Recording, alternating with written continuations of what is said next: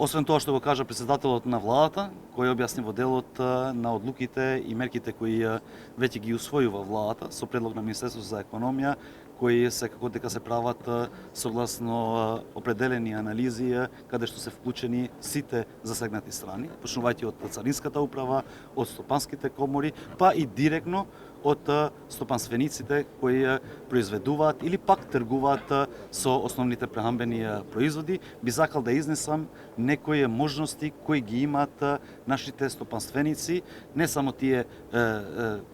кои работат моментално, но воедно да ги повикам и сите тие заинтересирани за да може да ги користат. Не е случајно дека сме денеска тука со пратениците, посебно од овој регион, заради тоа што претходната година направивме дополнување и измени на Законот за финансиска поддршка на инвестициите, каде што како одличен пример, како пример на успех е токму компанијата ВЗ Шари, каде што имавме прилика да се враќаат од странство, па да дојдат нивниот капитал, нивното знаење да го донесат тука, а со тоа да се креират нови работни места, а ние како влада да им излеземе во пресред со поддршка. Секој наш сограѓанин кој претходните 5 години работел во странство и одлучува да се враќа во Македонија и да направи инвестиции, ќе биде поддржани со дополнителни 15% од вкупната инвестиција која тие би ја направиле, и тоа е согласно Законот за финансиска поддршка на инвестициите, што значи, и да бидем по-пластичен и практичен, секоја инвестиција од 1.000.000 евра ќе добие дополнителни 150.000 евра во вид на грант од страна на владата секоја година, ако наш сограѓанин одлучува и доаѓа да инвестира во нашата држава. Освен програмата на ИПАРТ, ова е уште една можност за сите домашни и странски компании да можат да го користат, се со цел да се креират нови работни места, а со тоа да се зголеми конкурентноста на нашето стопанство во целина, не само во регионот, туку и во европско ниво. Затоа благодарност до пратениците, а секако голема благодарност и до вас представниците на медиумите, кои во последните неколку недели, речиси секој деневно работиме сите заедно за на коректен начин, на праведен начин,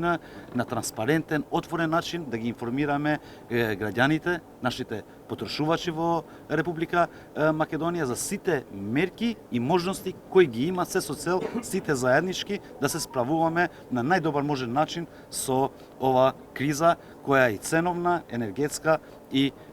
финансиска. Затоа механизмите на владата,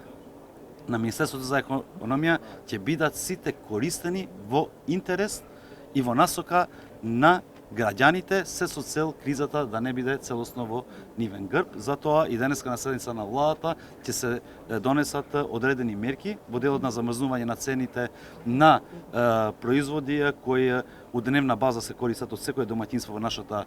држава, и откако ќе биде завршена седницата на владата, навремено ќе бидат информирани сите граѓани. Мерките ќе важат од први наредниот месец, а секако дека во делот на замрзнување на цената, во висината на намалување на цената, тоа ќе одлучи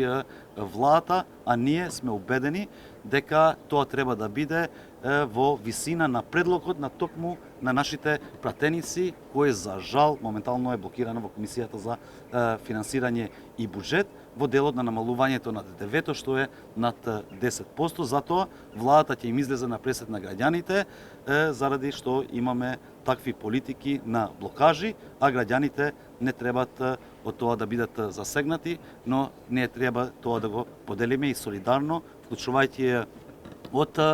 институциите, стопанството и накрај граѓаните да плаќаат за ова голема криза која е во ниво на европскиот континент. Значи, најверојатно